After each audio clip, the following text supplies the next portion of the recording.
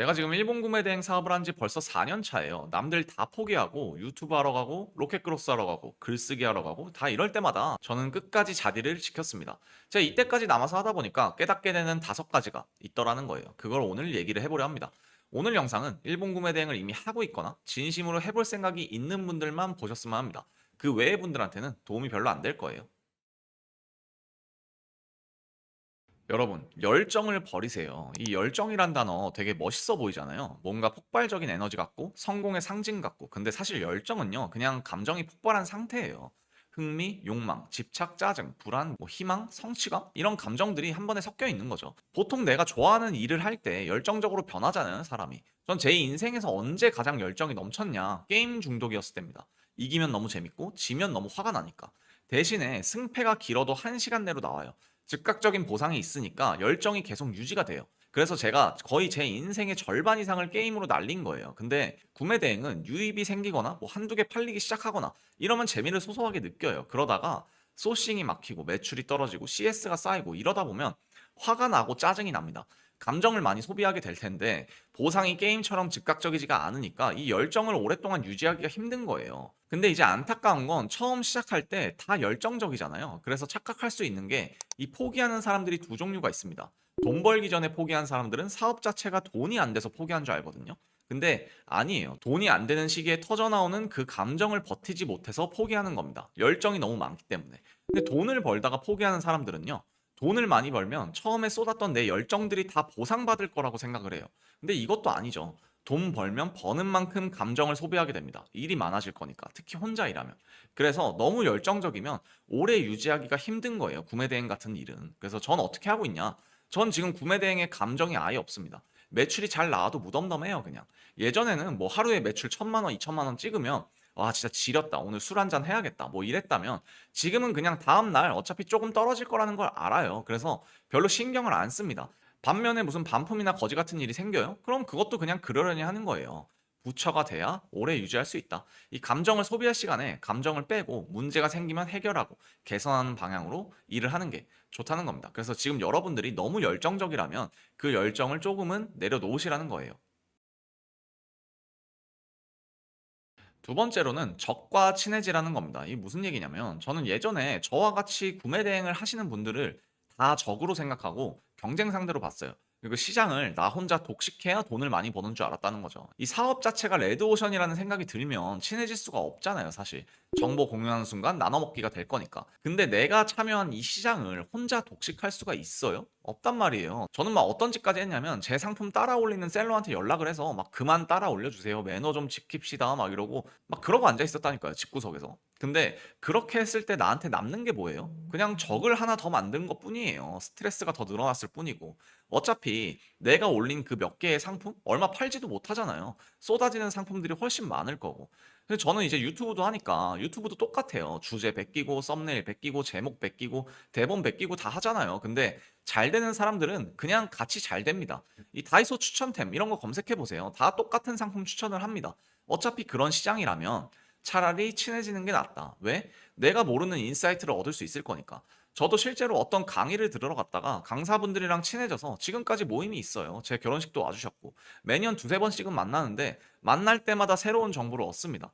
그래서 여러분들이 혹시 지금 방에서 끙끙 혼자 앓으면서 일을 하고 있다면 먼저 나한테 도움이 될 만한 곳에 참여도 좀 해보고 모임 같은 것도 좀 나가보고 하다못해 내가 어디 강의를 들으러 갔어. 그럼 저처럼 그냥 수강생분들이나 아니면 강사랑 친해져서 따로 좀 만나세요. 진짜 얻는 게 많을 겁니다. 근데 그냥 만나자 그러면 당연히 안 만나줄 거니까 뭐라도 도움 줄 게 있을지 스스로 생각을 좀 해봐야죠. 또 그러다 보면 내가 하고 있는 일을 결정적으로 키울 수 있는 그런 기회들이 생깁니다. 그런 걸 여러분들이 좀 아셨으면 좋겠어요.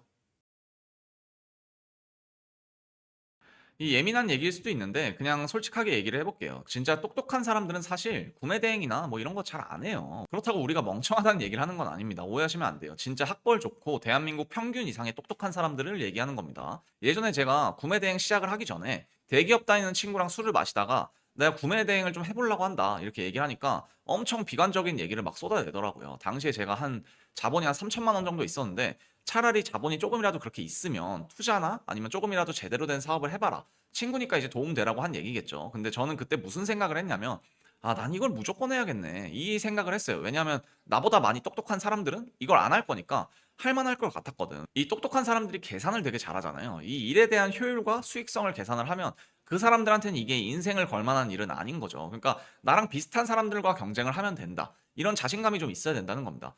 이 절대적인 비율로 한번 따져 보면 대기업을 퇴사하고 구매 대행하는 사람들이 얼마나 될까요? 아니면 뭐 서울대, 연고대 나와서 구매 대행하는 사람들이 얼마나 되냐고요.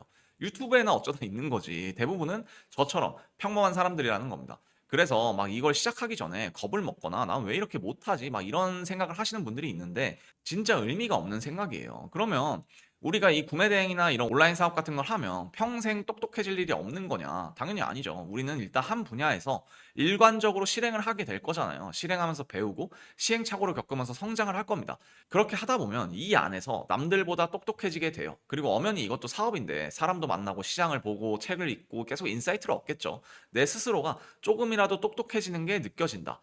근데 대부분은 그걸 느끼기도 전에 포기를 하는 거고. 그래서 결국 똑똑해서 돈을 버는 게 아니라 점점 똑똑해지면서 돈을 번다라는 겁니다.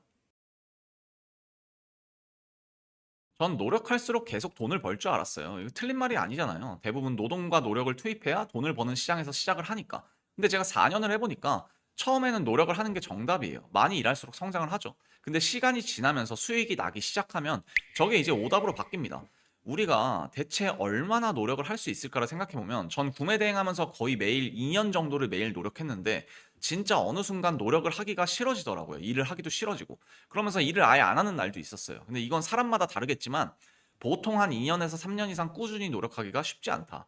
문제는 노력을 안 하면 돈을 못 번다는 생각 때문에 계속 노력만 하는 선택을 한다는 거예요. 이 노력을 안 하면서 돈을 벌 수 있는 선택을 해야 하는데 그게 이제 수익이 좀 줄어드는 결과를 내더라도 그래서 내가 쓸데없이 노력해야 하는 부분을 쳐내야 한다는 겁니다. 비용을 써서라도. 그래야 계속할 수 있어요. 저는 그거를 직원을 구해서 쳐낸 거고.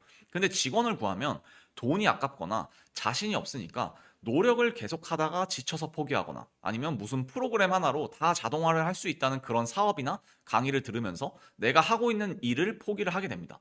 여러분 프로그램으로 모든 게 자동화가 가능하다면 대기업 다니는 직장인이 한 명도 없어야 돼요. 상식적으로 말이 안 되는 얘기죠. 그게 가능했으면 대기업이 그렇게 하고 있을 거니까. 그래서 내가 성장을 하고 싶은데 직원 안 구해도 돼요. 내가 만든 프로그램으로 혼자 1,000만 원, 2천만 원 계속 노력 없이 벌어갈 수 있어요. 라고 말하는 사람들 다 직원 있어요. 그냥 사기꾼입니다. 근데 물론 내 수익 목표가 적으면 한 100만 원에서 300만 원 정도면 그런 프로그램 덕을 보면서 혼자 할 수 있겠죠. 근데 완전 자동화는 안 된다는 거예요. 노력을 결국 어느 정도는 계속 해야 한다. 그래서 여러분이 빨리 정하셔야 합니다. 내가 진짜 계속 노력을 할 수 있을지 아니면 비용을 써서라도 외주나 직원을 통해서 일을 지속할지를요. "너 맨날 힘들다며. 근데 이젠 생각보다 돈이 되냐?" 뭐 맞아요. 제 유튜브 보시면 저 구매 대행이나 다른 부업들 욕 많이 합니다. 초보한테 어려우니까. 근데 이미 잘하는 사람들 입장에서 보면 솔직히 돈이 생각보다 쉽게 벌려요. 조건은 여러분이 방금 말씀드렸던 것들을 다 이해하고 지속하면서 성장하게 됐을 때의 얘기겠죠. 이 간단하게 얘기를 해 볼게요. 제가 설문조사를 하면 거의 대부분이 100만 원에서 300만 원 정도의 월 수익이 목표입니다. 근데 계산을 해 볼게요. 일본 구매 대행 하나 팔 때 보통 마진이 진짜 내가 너무 저가 상품 혹은 경쟁이 미친 상품만 파는 거 아닌 이상 보통 15,000원에서 2만 원 정도는 남겨요. 그럼 100만 원을 벌려면 하루에 딱 2개만 팔면 됩니다. 300만 원을 벌려면 하루에 딱 6개만 팔면 돼요. 제가 이 얘기를 왜 하냐? 이 영상을 여기까지 보신 분들은 분명 일본 구매 대행을 제대로 하고 싶으신 분들일 거기 때문이에요. 그래서 좀 희망을 가지시고 오늘 말씀드린 것들을 꼭 명심하신 후에 실력을 꾸준히 쌓으시면 방금 말씀드렸던 포기하는 사람들한테 어려워 보이는 이 수익이 엄청 쉬워 보이는 금액으로 바뀔 거예요. 여러분들이 진심으로 그렇게 되셨으면 좋겠습니다. 그래서 오늘은 제가 구매 대행하면서 깨달은 5가지를 여러분들한테 얘기를 해드렸는데요. 아마 여러분들이 구매 대행에 관심이 있거나 지금 열심히 하고 있다면 아마 많은 도움이 되지 않았을까 생각합니다. 다들 계속해서 도전을 하고 계실 텐데 모두 좋은 결과를 내시길 바라겠습니다. 영상 봐주셔서 감사합니다.